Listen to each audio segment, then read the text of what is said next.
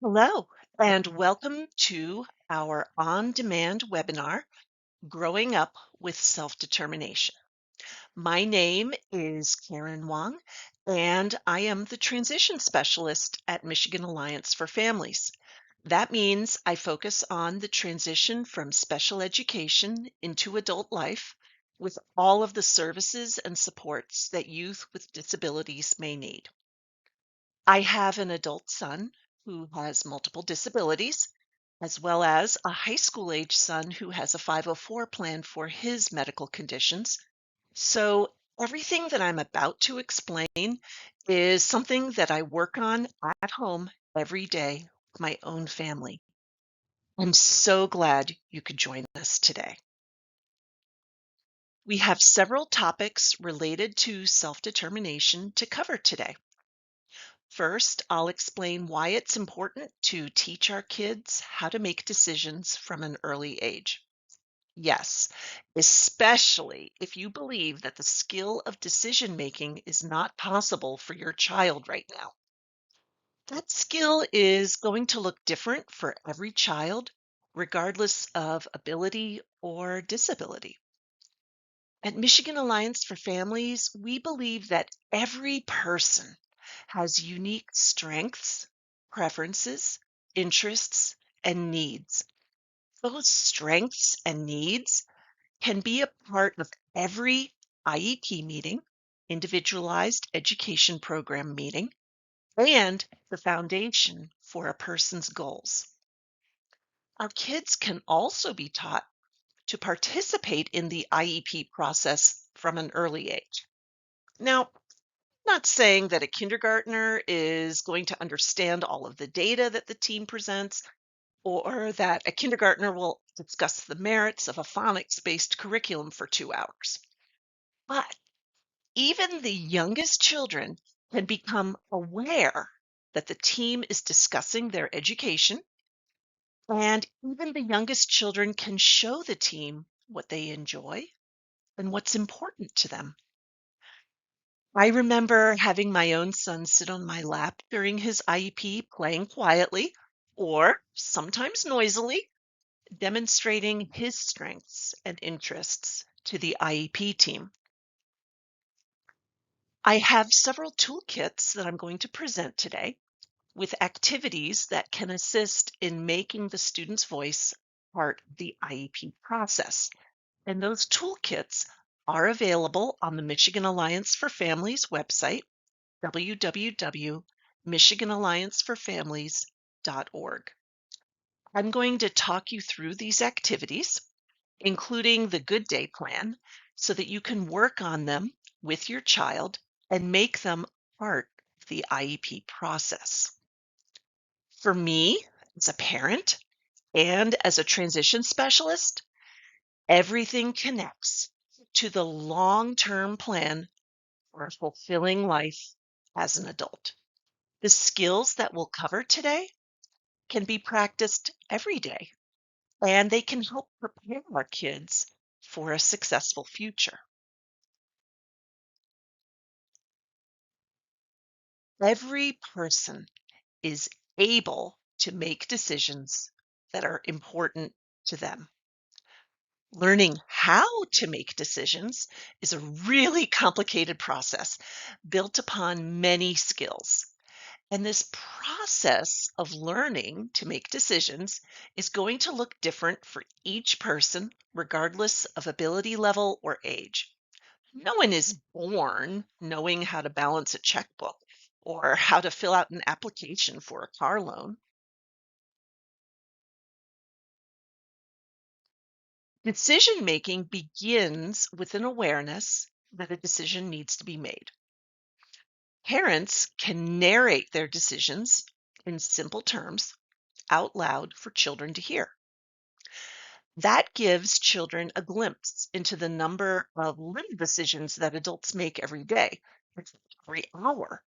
For example, while folding laundry at home, we might say, here's a sock. Is it dad's size or Emily's size?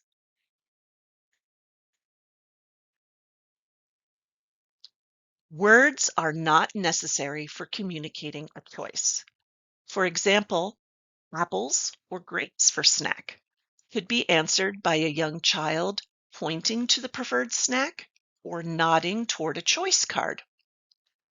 Young children don't get to choose most of their circumstances in life, so it can really be empowering for them to make choices throughout the day.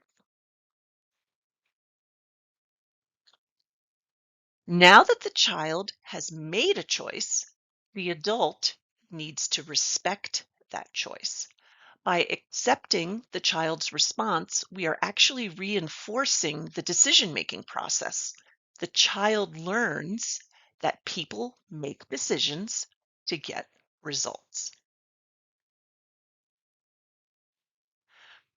Repeat that cycle of awareness, offering a choice and responding to the choice over and over every day for many years.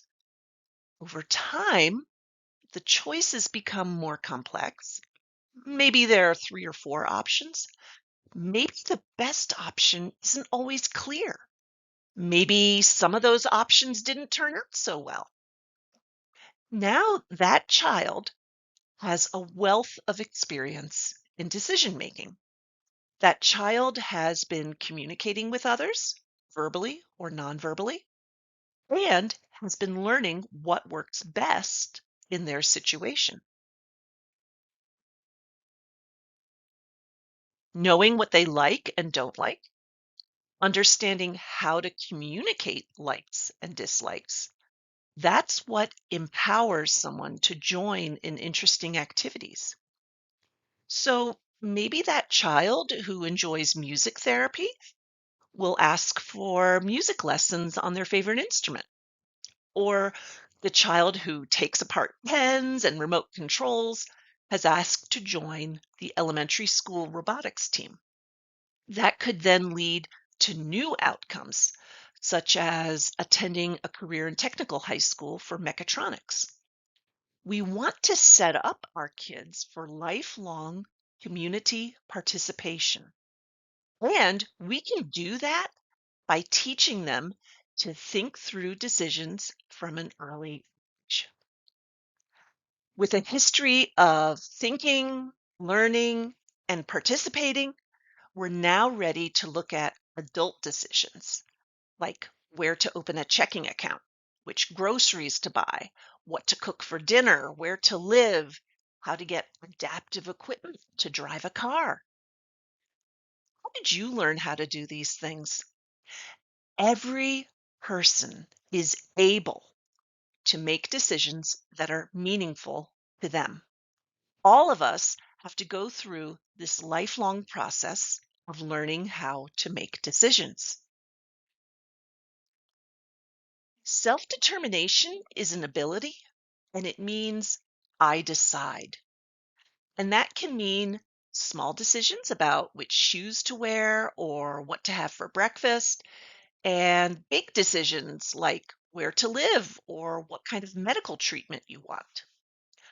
One thing that I want all of you to understand today is that everyone has the ability to make decisions no matter what their disability may be. Sometimes doctors or bank workers or family members might suggest that a person is unable to make a decision.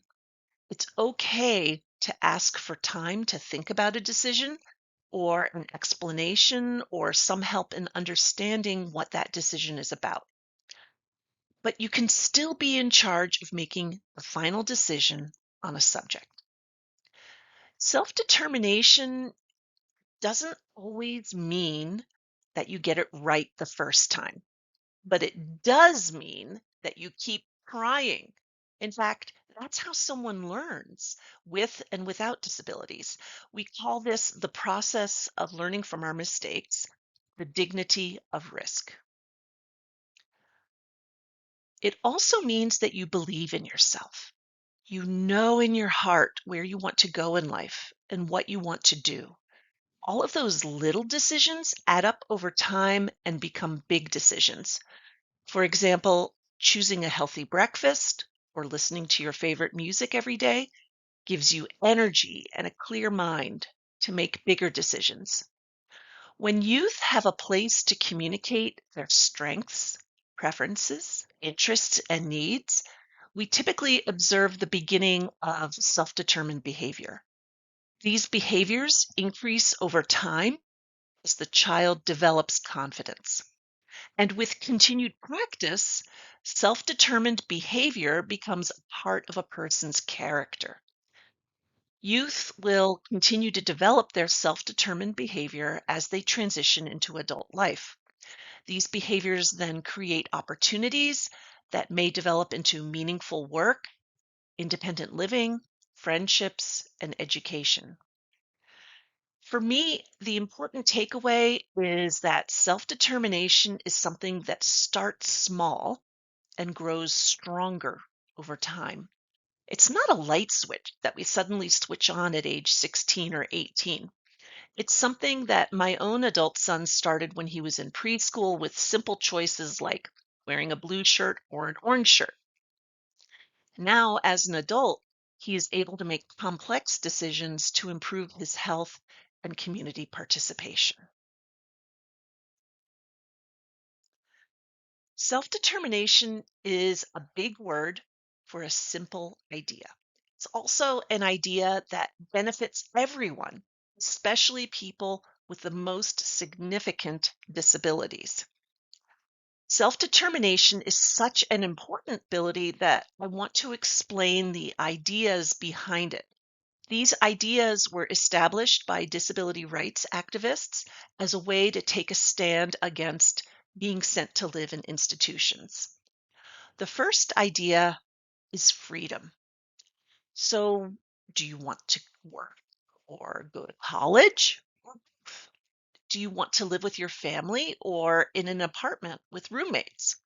Do you want to walk to the library after lunch or do some laundry? When a person acts on their interests over time, they feel a sense of freedom in their classroom, in their home, and in their community.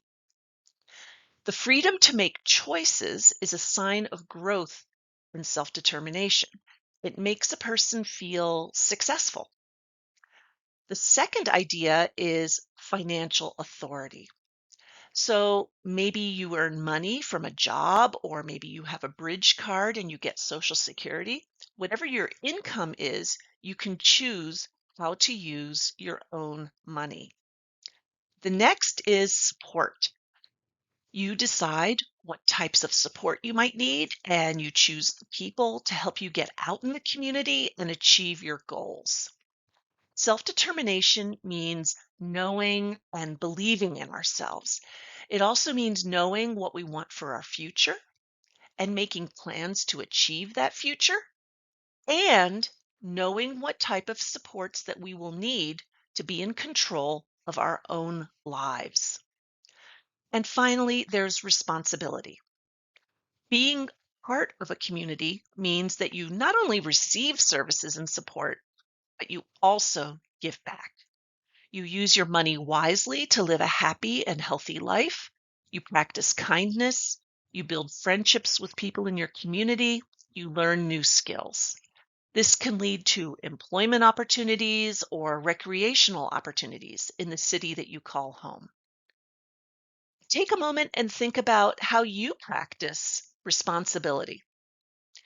Maybe it means paying rent on time or scheduling follow up appointments with medical specialists. To me, practicing responsibility generally means treating others the way I would want to be treated in their position. Because to me, when I treat others with kindness and respect, it also means that I'm being responsible with my money and using resources carefully and wisely. Think about what it means to you. Every person has strengths, preferences, interests, and needs. At Michigan Alliance for Families, we like to use the acronym SPIN for that. Our spin is what makes each of us different. Our spin is what keeps us going throughout our whole life. As part of learning how to make decisions that are meaningful to us, we can work to identify our unique spin. We can start by asking ourselves some questions. For strengths, what do I do well in school or in the community? What do other people say are your strengths? Sometimes a person's strength is something that other people may consider a problem. My older son was a toddler who loved to flip light switches, press buttons, and he absolutely destroyed baby proofing. He was also an escape artist who was an expert at unlocking deadbolts and slipping away. Well, I decided that was his strength. I took him out on nature walks every day. I taught him how to press buttons on a camera. And now, as an adult, he's a photographer and he's memorized every state park trail that we've ever hiked. For preferences, what works for me? What helps me be successful? What do I want my life to look like? Maybe you've always dreamed of a career in costume design or makeup or some other area of the arts. A person's preferences can lead to deepening family relationships or creating new friendships. Person who has sensory issues with food textures might need some more time in the kitchen working with different ingredients to learn what feels right and to get used to the textures and smells. For interests, how do I spend my free time? What do I enjoy? I may not be good at it, but I like it. Well, maybe that kid who bangs on pots and pans will be a drummer in the high school marching band. And then needs. How can people help me? What are some things that are difficult for me? Are there things that help me? And we call those accommodations. Do you need help finding an adaptive basketball team? You need a quiet space where you can just step outside to blow bubbles. We're going to talk more about bringing your spin into the IEP meeting later in this workshop. Self determination is a decision making process for all of us, with and without disabilities, at every age across the lifespan. Every person needs more support in making decisions at first, and then over time, we start to learn how to make decisions independently. This timeline toward independence looks different for every person. In the examples you see here on this slide, we might start with little decisions like picking our favorite fruits and vegetables at the supermarket. Notice how the child is being supported by a loving parent in that picture. This experience of grocery shopping is an opportunity for the child to demonstrate preferences and to make a decision about what to buy. It seems like a little decision at first, but if you repeat that over and over until the child is a teenager or a young adult looking for a part time job, they may be ready to work in the produce department at the supermarket. So, that little decision about selecting food, demonstrating her spin, strengths, preferences, interests, and needs has become a big decision about employment and earning income and practicing an area of expertise. The activities that we do with our kids when they're small will become the foundation for making decisions as an adult. That's what I mean when I say little decisions become big decisions over time. But some people, including my own adult son, need a lot of extra support in making adult decisions. For my son, it's a fine line between encouraging his independence and keeping him safe. Let's talk now about resources for supported decision making for children and adults with disabilities. The state of Michigan's Department of Health and Human Services website hosts a supported decision making toolkit for children and adults with disabilities and their families. The resources collected here are excellent, and I find myself referring back to this website for my own family a few times a week. This toolkit was created by a coalition across many different agencies, including some of my colleagues here at Michigan Alliance for Families. On this website, you'll find worksheets, printable workbooks, videos, templates for legal forms such as power of attorney, and links to helpful websites and contact information that can connect you with the resources you need at each stage of life. One of the worksheets that my son uses right now is the monthly budget worksheet for young adults. Something that families often ask about is the difference between guardianship and supported decision making for adults age 18 and up. Guardianship involves taking away a person's civil rights and assigning those rights to another person. Guardianship means that a person will not be allowed to make decisions about where to live, seeking medical care, signing legal documents, and how to use their money.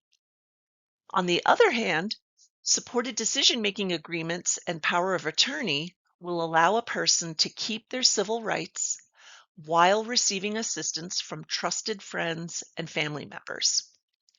This supported decision-making toolkit exists so that people can understand how guardianship is different from supported decision-making. You can even find information here about how to terminate guardianship. There's also information on this website about educating youth with disabilities about sexuality and consent as a way to prevent abuse. Preventing abuse is a really important part of decision making as a youth and adult. The best way to prevent people with disabilities from being taken advantage of is to educate them and regularly communicate with them about safe choices, healthy relationships, and recognizing bad situations. The link for this toolkit is at the bottom of this slide, and you can also find a link for this toolkit on the Michigan Alliance for Families website, www.michiganallianceforfamilies.org. What I love most about the Supported Decision Making Toolkit is that it is organized by age groups. For example, in the Birth to Age 5 toolkit, there's information about skill building for toddlers and 2-year-olds and a checklist of kindergarten readiness skills. Then in the ages 6 to 10 toolkit, you'll find information about IEP supports and helping kids make decisions. For ages 11 to 14, there's information in English and Spanish about puberty and tough topics related to growing up. And then for the high school age group, there's information about planning for the future, including myths and facts about guardianship in adulthood. Each age group has timely topics, including worksheets that can be brought into IEP planning. And this is just a sample of the resource categories. There's even more with the subsections in the toolkit, so please check it out. The next resource that I want to share with you today is the ARC at School's Self-Determination Toolbox for Students, and it is available in both English and Spanish. There are digital copies of these toolkits available on the Michigan Alliance for Families website, specifically on the self-determination page on our website. So go to www.michiganallianceforfamilies.org to find that. The purpose of these booklets is to help your student understand how to take control of their lives rather than letting other people decide everything for them. The booklets define self-determination in plain language, and they ask simple questions to open a discussion about self-determination with your young adult. These booklets have printable worksheets and activities that you can do at home with your student, and you can bring the completed worksheets to the IEP meeting as a way for your student to participate in the IEP process. And we're going to go over each of these worksheets with examples a few slides from now. The counterpart to the ARC at School Student Toolkit is the Parent Toolkit. And again, these are also available in English and Spanish, and they are included on the Michigan Alliance for Families Self-Determination website. Purpose of the Parent Toolkit is to empower families to teach our youth about self-determination. The ideas in the toolkit really help encourage IEP participation because sometimes it's hard to know where to start, especially for very young children and youth who have difficulty understanding. I get so excited about this toolbox that I want to show you a few pages from it here. My favorite part of the booklet for parents is the chart on page 8 that explains core components of self-determination, such as learning how to resolve everyday problems and learning how to evaluate the consequences of their actions. For me, I need to have stuff like this broken down for my son so that he can learn it. He gets overwhelmed easily, so I need to choose the teaching moments very carefully. Parent Toolkit also has a 10-item checklist on page 11 to measure and track progress on self determination with statements such as, I ask for help when I need it, and I take care of my things. The booklet also explains how to use the worksheets from the student toolkit. I really hope that you will take the time to read through these helpful resources. The toolbox for parents explains the results of research on self determination and supported decision making. And the results of that research have been remarkably consistent. Youth who practice self determination can learn how to solve problems and they can have relationships with trusted adults who support them through their problems. Youth who make their own decisions may know how to accept responsibility for their decisions. And because they're accepting responsibility, they expect more from themselves. With self determination and IEP participation, youth can learn how to set goals and then to achieve those goals. And that could mean setting a goal like writing a resume or passing algebra with resource support. When something goes wrong, self determined youth may know how to advocate for themselves. Maybe something simple like correcting a scheduling error at school, or something more serious like recognizing and resisting abuse and reporting it to a trusted adult. We know that making independent decisions and practicing self determination improves not only self esteem, but also mental health and even physical health. Being under another person's control all the time is stressful, which affects all of the human body's systems. People who practice self determination may enjoy a longer life expectancy, and because they are able to pursue their own employment goals, they may enjoy a higher income too. So that's why I encourage families to use these toolboxes. The activities explained in the toolboxes can help your loved one throughout their lifetime in every possible way. Of course, life happens. As your child becomes a teen and then an adult, your family will continue to change too. There are going to be new hurdles to overcome. You'll find that your family is constantly adapting to new challenges. In my family's case, we checked all the boxes, and then my son experienced a serious medical crisis as a young adult. So now we're back at square one. But we started with high expectations, and we're working our way back to his goal of independent living, stronger and wiser. The next question is, how do I use these toolboxes? Here I have a summary of the recommendations in the ARC at School's Parent Toolkit.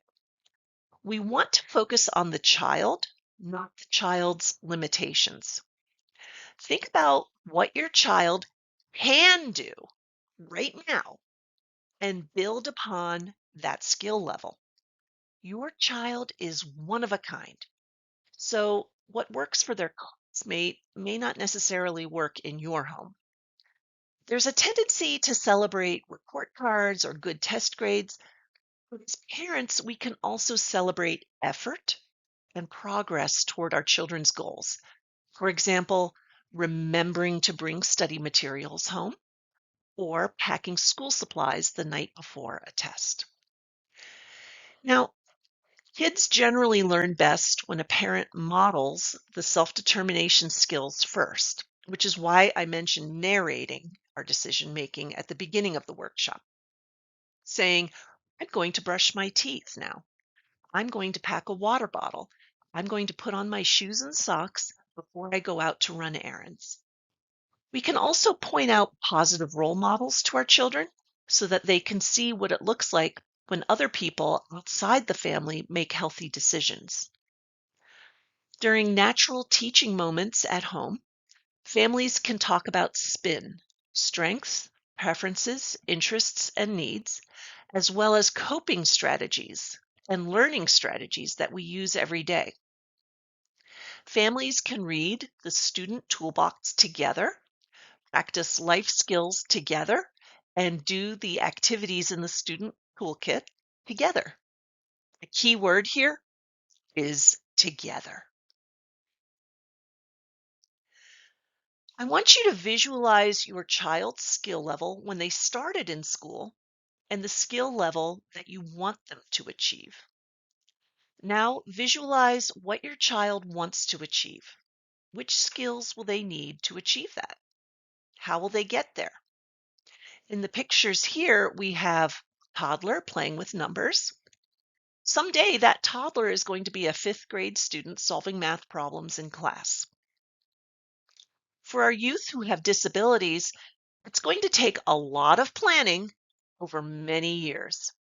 We need the whole IEP team to work together, and our youth are the center of the IEP team. We want our youth to feel motivated to learn. We want our youth to feel empowered. That's what self determination in the IEP is all about. So now we're going to go over different sections of the IEP where your student can participate. And we'll talk about how to use the worksheets in the self determination guide during your student's IEP.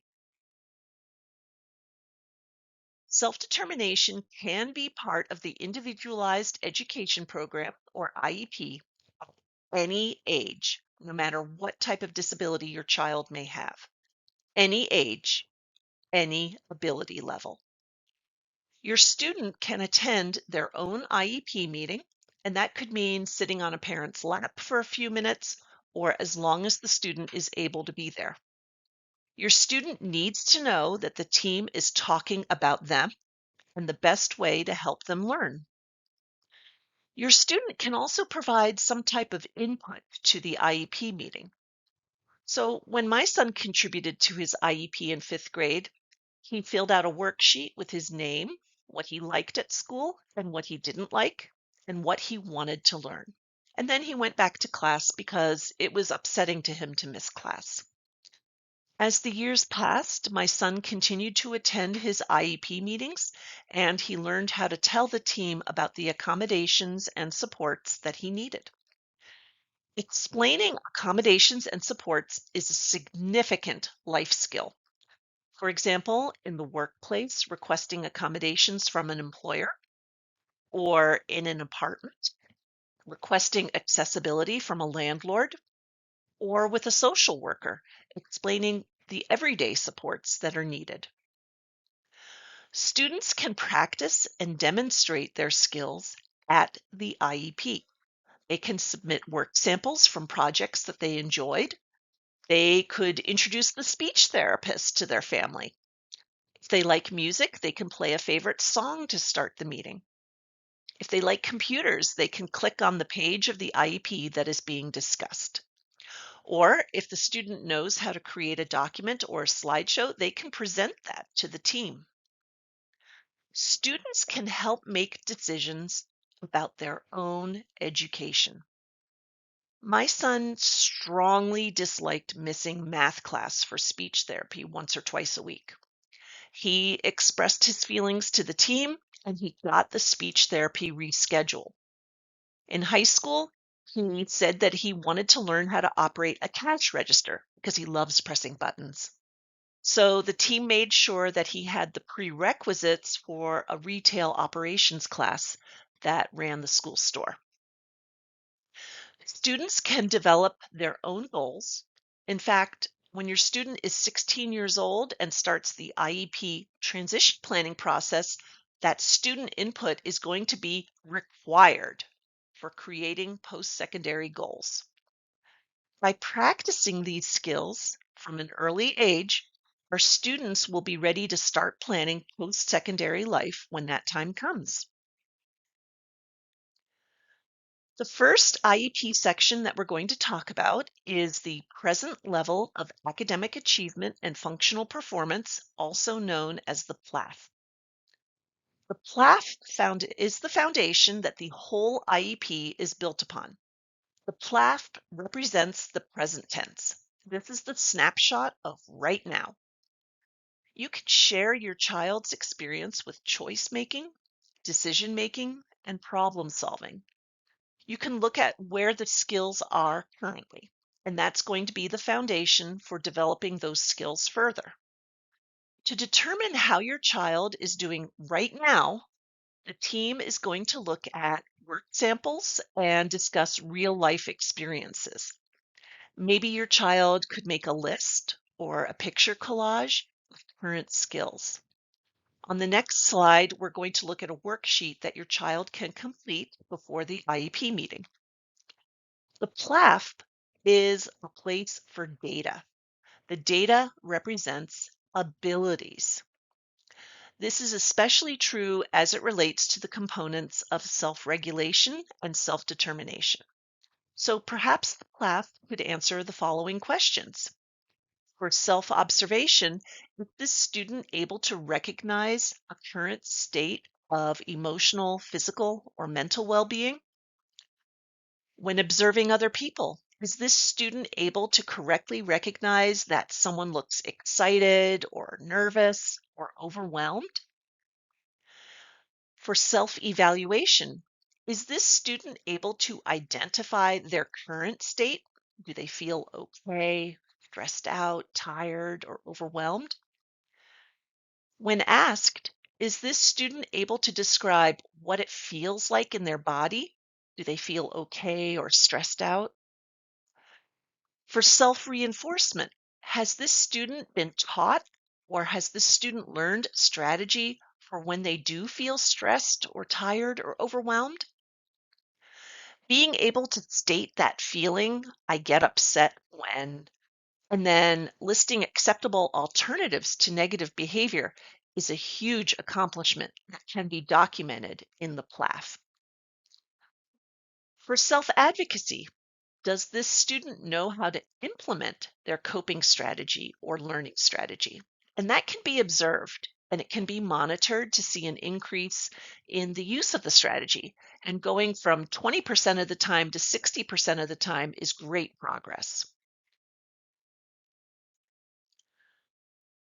So the IEP team is going to use data to create a current snapshot of students' skill, abilities, and needs. The questions to ask yourself worksheet in the toolbox for students is a summary of the student's life right now. So if we're going to work with the IEP team on the present level statement or PLAF, this would be the cheat sheet. Let's take a look at how Cameron is doing in fourth grade. We want to start every IEP on a positive note. So that's why the very first question is, what am I good at? And Cameron's strengths are taking care of pets and following a schedule. That could mean a written schedule or a picture schedule or some combination of both pictures and words. Next, what kind of plans does Cameron have? Not his parents, not the teachers. Well, Cameron's big plan is to attend farm day camp next summer. This plan connects with Cameron's love of animals as well as Cameron's need for a clear schedule. There are specific skills that are needed at a farm camp, such as following safety instructions, washing hands often, and understanding multi-step instructions for animal care. Those are all skills that can be part of an IEP. What is Cameron's dream? Well, this is no surprise. Cameron wants to learn how to ride a horse. Is there something holding Cameron back from that dream right now? Maybe Cameron has a gross motor delay or a behavioral concern. Those are also items that can be part of the IEP. Who accepts Cameron? Family, friends from the local 4-H group? Oh, so that means Cameron is already active in an extracurricular group that supports an interest in animals. That is going to be very important information for future IEPs. Who is Cameron? Well, Cameron self identifies as an animal lover and a nature lover. This tells us that Cameron already has a strong sense of self, and Cameron's self esteem is going to be connected to a passion for nature and animals. What is Cameron's story? Okay, I see the trend here. Everything is about Cameron's pets. So far, every one of these boxes has made a reference to animals. Who loves Cameron? The whole family does, including the pets. Notice there's more than one pet. What does Cameron need? Physical therapy. So that means that my guess about learning to ride a horse was probably correct. Cameron needs help with gross motor skills, and horseback riding is one pathway to develop those skills, and help with academics. That's why Cameron has an IEP. Even as a fourth grader, Cameron recognizes that these needs are real. Who will help Cameron? Here we see the family members listed: parents, an aunt who shares Cameron's love of animals, a brother, the IEP team, and the 4-H team. Hmm, I wonder if any 4-H leaders will be invited to the IEP to comment on Cameron's skill building. Right here, we have a vivid image of a curious child who loves learning about the world. The IEP team wouldn't guess any of this information right off the bat, but Cameron has provided a unique statement of plans and dreams that can be used in the IEP. Now the IEP team can use this information to write 1-year goals for a delightful student. Now let's dive into writing those IEP goals. Goals and objectives all about skills and behaviors that a child will learn, meaning someone will teach it. The goals are the skills that the student will learn in the upcoming year. It may be helpful to think about executive function for developing a problem solving skills. When we think of problem solving goals, we may start with being able to identify the problems and then consulting with an appropriate person to seek solutions and identify alternatives. Identifying cause and effect relationships to solve problems. We can evaluate consequences or alternatives. We can make a pros and cons list. We call that a T chart. All of these problem-solving strategies could be IEP goals and could be used to reach solutions for a work-related problem and to develop a plan. Once those skills and behaviors are learned, they become abilities. We're not setting the expectation of self-determination and self-regulation and then expecting it right away. Goals can be related to the development of self monitoring and self evaluation, or they could be self advocacy goals, the need for, advocating for a need for accommodations or the use of a tool. When going back to goal setting and goal attainment, your child needs to know what that goal is, to recognize, to identify it, to know the strategies to get there, and to use those strategies. The child must be engaged in something that we want them to learn, and it shouldn't be a mystery to the child. Every child should know what their IEP goals are, and they should be involved in monitoring their own progress, whether they are behavior goals or academic goals. I'll repeat it. When it comes to accommodations, youth and young adults need to know what the accommodations are. They must engage in something that will help them later in life. It should not be a mystery to them. You want to get to the point where the accommodation is not simply provided behind the scenes in the background, something that they're unaware of. The student should have input to the accommodations and know how and when to ask for them. You know what? Every day could be a good day, but a lot of different things need to line up just right to make that happen. One thing that families can do is help the IEP team understand what goes on behind the scenes to create a good day. So let's talk about our friend Cameron again. This time, he's 3 years old, and we're going to see what a good day looks like for him at that age. What is supposed to happen on one of these good days? Well, Cameron likes to feed the family's pet fish on a strict schedule. Cameron's parents encourage sitting still at meal times by letting Cameron hold the family's pet guinea pig at the table. Now, I know that sounds odd, but I actually got that example from a real high school student who still likes to hold the family's pet guinea pig during breakfast. In fact, that's how this particular student learned how to sit still. Cameron always likes to carry a small stuffed animal for comfort, and Cameron always sleeps with the family cat. That's right. Hold the guinea pig at meal times and snuggle the cat at bedtime.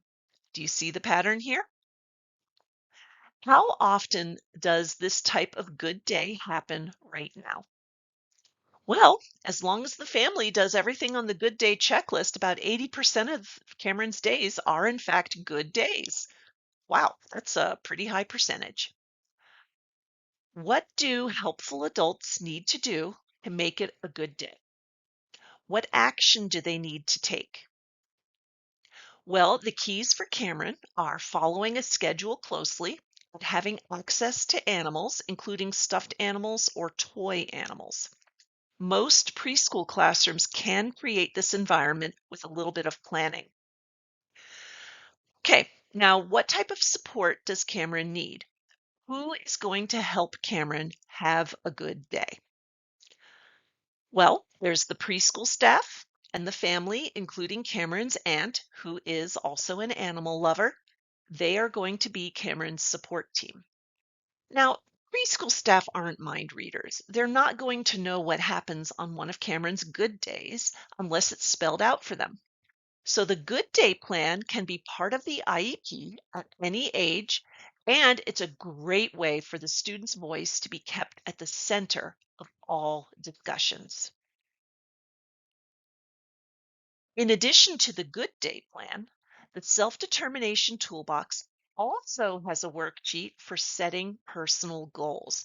I strongly recommend using this worksheet every year before the IEP so that your child's voice is included in annual IEP goals. When your child is 16 years old, their attendance at the IEP meetings will be required. And your child will provide input for post-secondary goals. That means the goals for adult life, such as college or vocational training, a career, independent living. So I want you to think of this goal plan worksheet as practice for long-term goals. Now, let's take a closer look at how our student Cameron might fill out this worksheet in 8th grade this time. So, based on Cameron's interests as a young child, what do you think Cameron's goals might be now? That's right. Cameron wants to work with animals someday. Cameron is seriously considering a career as a veterinary technician for hands-on work with animals. Now, there are specific steps that Cameron can take to reach that goal. Cameron is going to have to choose high school classes that will lead to these goals, and Cameron is going to need classes with the right type of supports for disabilities. The outcomes or the results that we want to see are academic supports such as co-taught classes or guided notes or voice to text for written assignments. Maybe Cameron will also need extended time or testing in an alternative location. Cameron will have to earn credentials to become a veterinary technician. Maybe the high school can help with finding a local internship for on the job learning. After high school, this type of job will require licensing at the state level and 2 years of community college in a specialized program. A high school guidance counselor can help by making sure that Cameron takes the right high school classes as prerequisites for the post-secondary program. The IEP team can help by making sure Cameron learns the self-advocacy skills to be successful at community college. The long-term result that we want to see is Cameron earning income and living as independently as possible. The IEP team can help Cameron on this journey in high school by connecting with vocational rehabilitation programs for teens starting at age 14. Finally, who's going to help Cameron reach these long-term goals? Cameron's parents have been supportive all along, and they make sure that the student voice is a part of every IEP since Cameron was 3 years old. Cameron's aunt works in a veterinarian's office, and sometimes Cameron spends the day with her at work during school breaks. She's always been supportive of Cameron's goals, and she has professional connections. The IEP team can help Cameron connect with other agencies and community resources. And the 4-H leader is helping Cameron with hands-on skills in a farm environment. All of these people together are guiding Cameron toward a self-determined life. The third section of your IEP that I want to talk about today is the section for supplementary aids and services. These aids and services will help make sure that your child has access to general education classes and other education-related settings, such as speech therapy or counseling or school nurse services. These aids and services also help make sure that your child has access to extracurricular programs, such as PTA events or the Lego Club or non-academic settings like lunchtime and recess. Regarding skills, we can think about which accommodations may be helpful to allow our kids the safe space in school to make choices, decisions, and solve problems. Students can practice self-determination and communicate the skills that they want to develop by filling out the SPIN one-pager, which is a part of the ARC self-determination toolbox. They can use a planner or a visual organizer with a coach to complete a daily to-do list with an estimate of how long each task will take to complete. A visual organizer could be used to set the goal and plan things and to define the steps. Sharing your strengths, preferences, interests, and needs allows a person to practice self-advocating, but that information may also reveal the supplementary aids and services that the person needs. Building IEP goals around our SPIN allows the young adult to build life around their SPIN. And here on this worksheet is one way to represent SPIN. So what it is, we call it the one pager. It's a simple tool to help provide important information about a person. The one pager was created as a way to cut through all the paperwork and get to the important stuff quickly, all on one page. This worksheet outlines 4 categories: my strengths, my preferences, my interests, and my needs to help other people know who you are. Your child identifies these categories, and it can be with assistance from parents or teachers or other significant adults to introduce themselves to new teachers or employers, case managers, and other people in their support system to clarify their needs and goals based upon their strengths and interests. So you can use a template to type, or you can handwrite in the information, and you can add pictures or objects to work too. There's even an app, the Spin One Pager app, with visual choices. It all depends on what works best for that person. Creating a one pager should be unique to the abilities of each child so that it portrays a picture of the child. We want a complete picture of what makes life meaningful for this child. Not everyone is going to be able to use words to tell others about themselves. So some students will cut out pictures or draw pictures, or they may even bring in objects. For example, if they have a rock collection, they can bring in the rock collection to show what they're interested in. And that might be the best way to help other people understand who they are. When we're helping a child or youth create a one pager, it's important to consider that person's level of communication. So now we're going to fill out this one pager with our student Cameron in mind. So Cameron is in kindergarten for this worksheet. Cameron's strengths include memorizing the feeding schedule for the family's pet fish. Cameron is also very gentle with the family's cat. Hmm. Based on that information, I'll bet Cameron has some very strong interests too. Yes, Cameron is really interested in pet care and visiting places like the zoo, the aquarium, or the petting farm. Cameron gets really excited and loves to communicate about these places.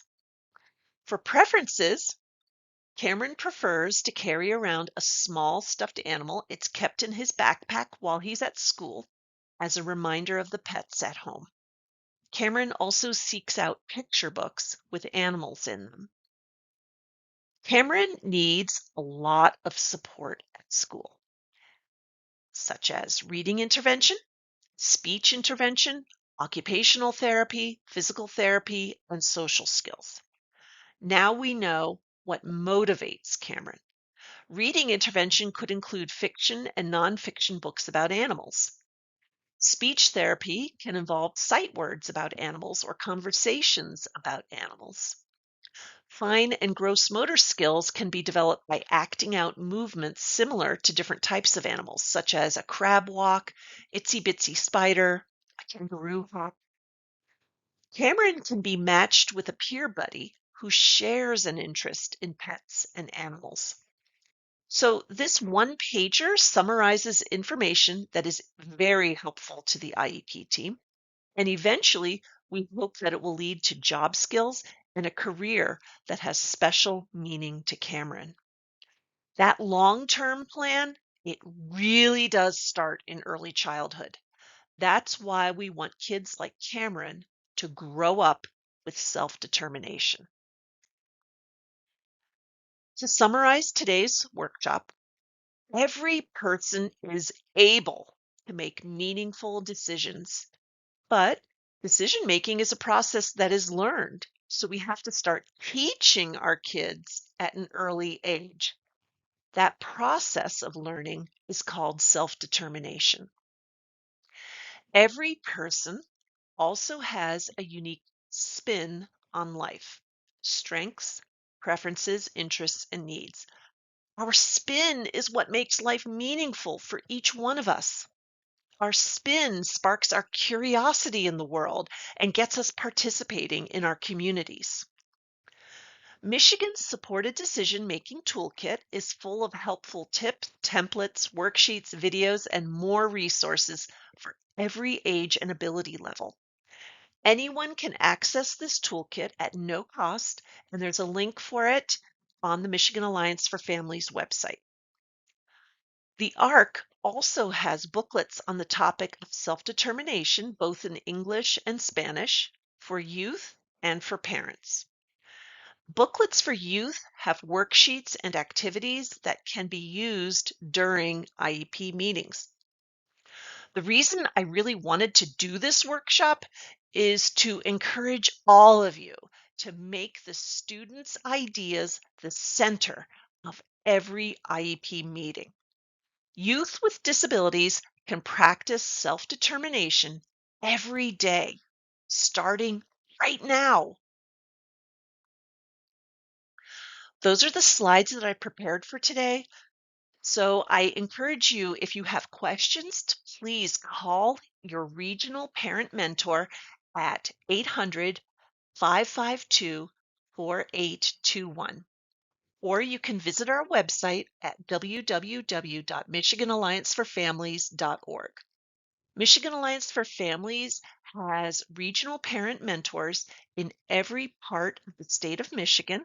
So when you call the 800 number, you'll be connected directly with a parent mentor who lives in your area and who has a family member with an IEP.